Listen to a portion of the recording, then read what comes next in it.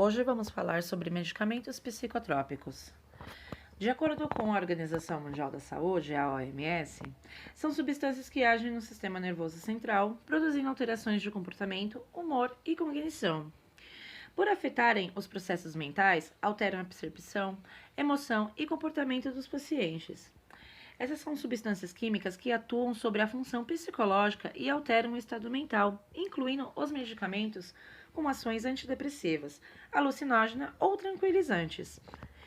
O uso dos medicamentos psicotrópicos, em especial os antidepressivos, eles têm aumentado consideravelmente em função da melhora nos diagnósticos e transtornos psiquiátricos, do aparecimento de novos fármacos no mercado farmacêutico e das novas indicações terapêuticas de psicofármacos já existentes. As drogas psicotrópicas, elas podem ser classificadas em três grupos, de acordo com a sua atividade que exercem junto ao nosso cérebro. As três classificações seriam depressoras da atividade do SNC, estimulantes da atividade do SNC, perturbadores da atividade do SNC. Além também de ser classificados em anestésicos, ansiolíticos, hipnóticos, antipsicóticos, antidepressivos, antiepiléticos, estimulantes psicomotores, drogas alucinógenas e analgésicos. Os medicamentos psiquiátricos, eles entregam na parte essencial do nosso tratamento de transtornos mentais, quando indicados pelo profissional da saúde. Um dos efeitos colaterais da medicação, que acaba sendo a maior preocupação tanto das pessoas quanto dos médicos, seria o ganho de peso, por exemplo. É a maior reclamação incomum. Muitos dos pacientes, eles acabam desistindo quando há essa existência, né, do ganho de peso. Além também da dependência física ou psíquica relacionada. E, consequentemente, as pessoas passaram a ingerir mais medicamentos para tratar essa desordem, né, de químicos no cérebro, provocada pela depressão. Porém, essa não é a única doença psicológica que merece a nossa atenção. Algumas delas são a ansiedade, síndrome do pânico, agrofobia, transtorno obsessivo compulsivo, transtorno de estresse pós-traumático, entre outros, que também são tratados com alguns remédios. Algumas das medicações mais utilizadas hoje em dia, que são esses medicamentos para ansiedade, seria, por exemplo, o diazepam. O diazepam, ele gera um alívio sintomático da ansiedade e outras patologias associadas à síndrome de ansiedade generalizada, que inclui também a insônia e síndrome do pânico.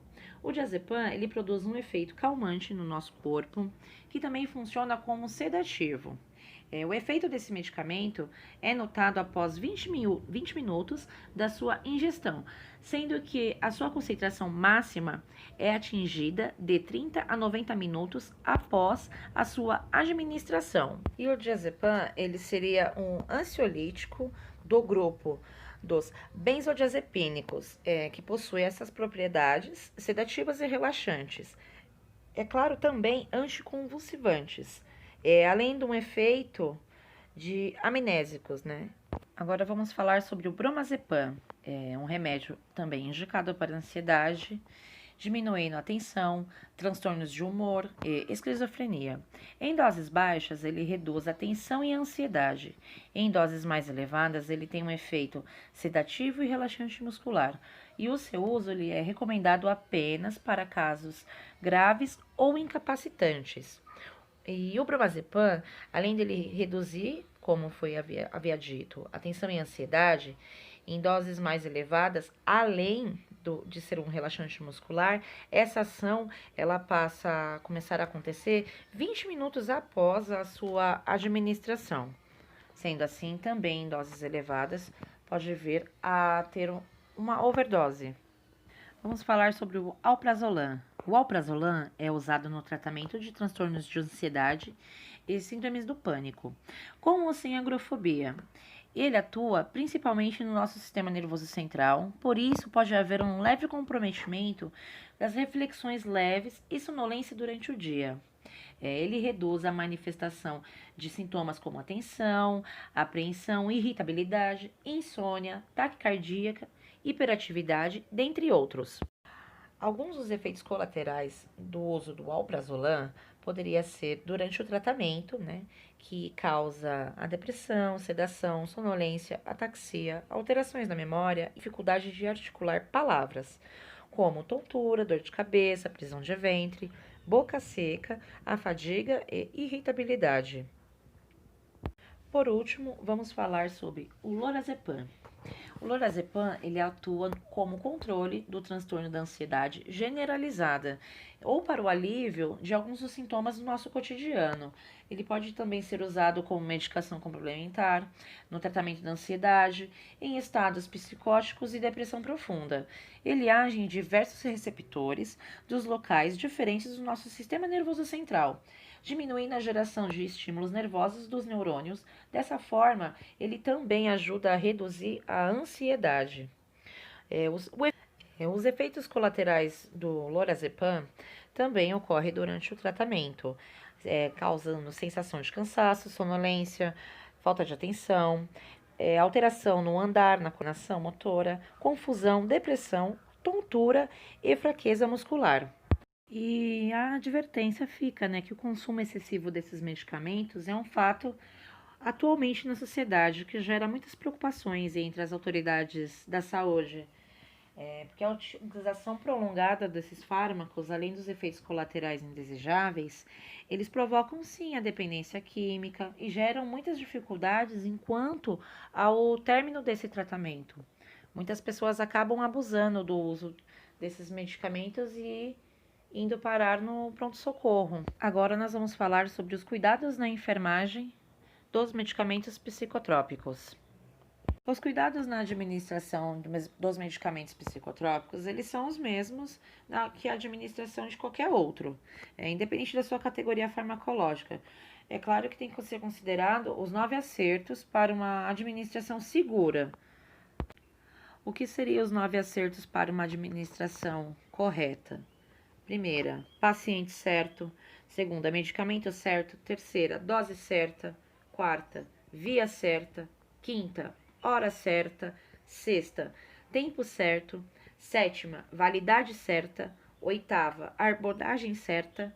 Nona, registro certo. Além disso, é necessário sempre avaliar o paciente, tanto no exame físico, né, quanto o psicológico.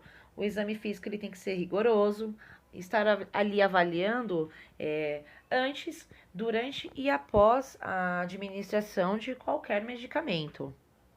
E por fim, o papel do técnico de enfermagem na administração dos medicamentos, né? Não podemos esquecer os quesitos mais importantes, que seria não administrar nenhum tipo de medicamento que não seja preparado pelo técnico, jamais permitir que algum familiar prepare medicação.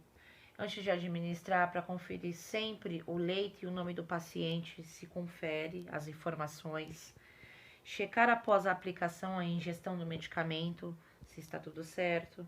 Caso não seja administrado o medicamento, rodelar o horário, a justificativa no relatório de enfermagem e comunicar também à enfermeira da unidade.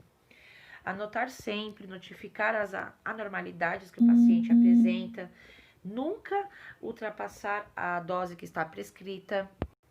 E por último, não menos importante, em caso de alguma emergência devido à medicação, por ordem verbal, deve sempre ser também anotada no prontuário.